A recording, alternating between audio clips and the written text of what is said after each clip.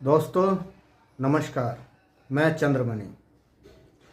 दोस्तों, टैक्स की दुनिया भी कभी कभी बॉलीवुड जैसी लगती है।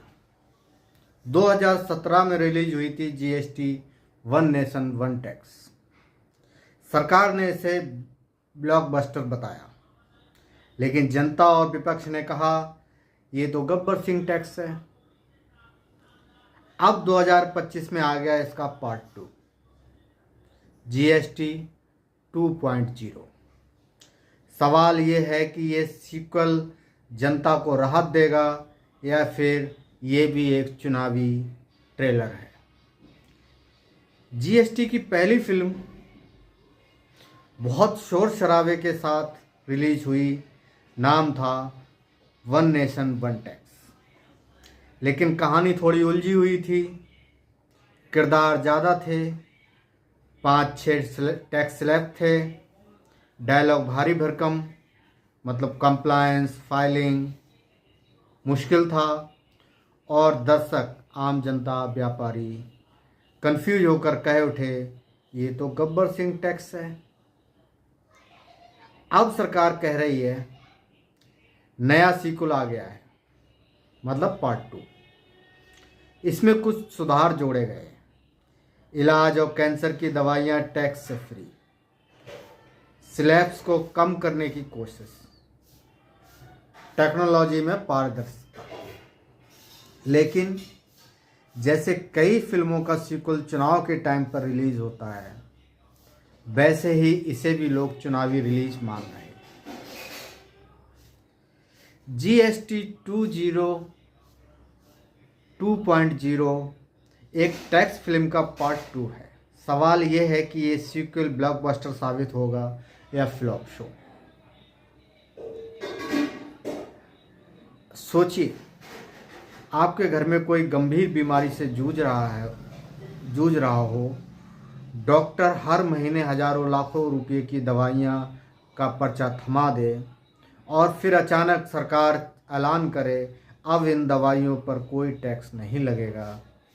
राहत की सांस मिलेगी या फिर ये सिर्फ चुनावी जुगाड़ है? यही बड़ा सवाल है आज। अब आते हैं एक्चुअल में।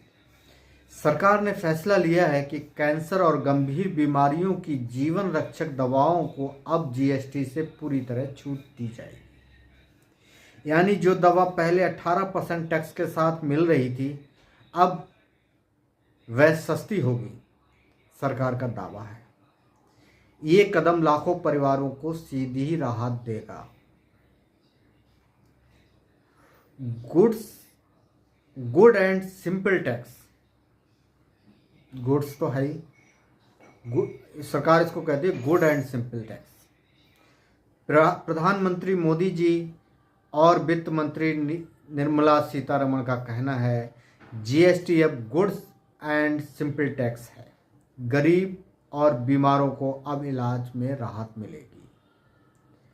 जीएसटी स्लैब भी बदल दिए गए हैं। जरूरी चीज़ों पर टैक्स 0%, आम इस्तेमाल की वस्तुओं पर 5%, अधिकतर सामान पर 18% और लग्जरी सिन गुड्स पर 40%। कांग्रेस और बाकी विपक्षी पार्टियों ने इसे देर से लिया गया फैसला बताया है। याद दिलाया है कि यही जीएसटी जब 2017 में लागू हुआ था तो राहुल गांधी ने इसे गब्बर सिंह टैक्स बोला। आज विपक्ष पूछ रहा है अगर आप दवाओं पर टैक्स माफ कर सकते थे तो इतने सालों तक लोगों पर बोझ क्यों डाला। ममता बनर्जी की प्रतिक्रिया है कि पश्चिमी बंगाल की मुख्यमंत्री ममता बनर्जी ने इसे राजनीतिक पैंतरा कहा। उनका आरोप है कि चुनाव नज़दीक देखकर मोदी सरकार ने जनता को साधने के लिए जीएसटी 2.0 लागू किया। अब इसका असर क्या हो सकता है?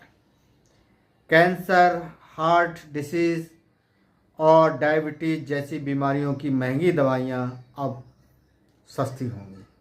घरेलू बजट में थोड़ी राहत मिलेगी। लेकिन विपक्ष कह रहा है पेट्रोल, डीजल, बिजली, महंगाई और बेरोजगारी जैसे मुद्दों पर क्या? ये सबसे बड़ा सवाल है। दरअसल 2017 में जीएसटी आया तो शुरुआत में कई खामियां थी। बहुत सारे टैक्स स्लैब 0, 5, 12, 18, 28, कारोबारियों के लिए जटिल कंप्लायंस, दवाइयां और जरूरी सामान पर भी टैक्स। लोगों ने इसका खूब विरोध किया। धीरे धीरे सरकार ने सुधार शुरू किए, लेकिन राजनीतिक हिचकिचाहट और राजस्व घाटे के डर की वजह से तुरंत बदलाव नहीं हुए।